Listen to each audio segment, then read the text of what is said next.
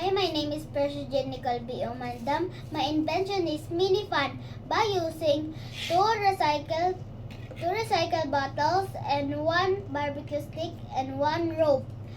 Una, ang gagawin ko ay ikakat ang isang recycle bottle para maging electric fan.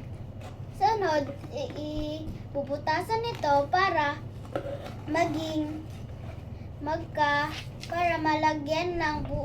malagyan ng tali. Sunod, itatanggalin to at ilalagay sa barbecue stick ang takip. Sunod, ilalagay naman ang tali sa loob ng bote para magawa ang mini fan. Sunod, ipapasok ito hanggang mapunta sa baba.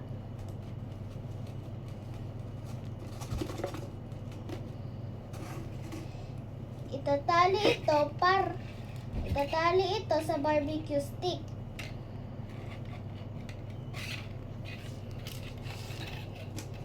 Sunod, ipapasok ito sa bote at tatakpan ito.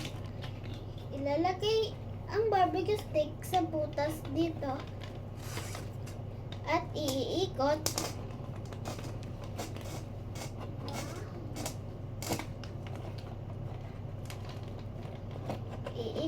At bye-bye!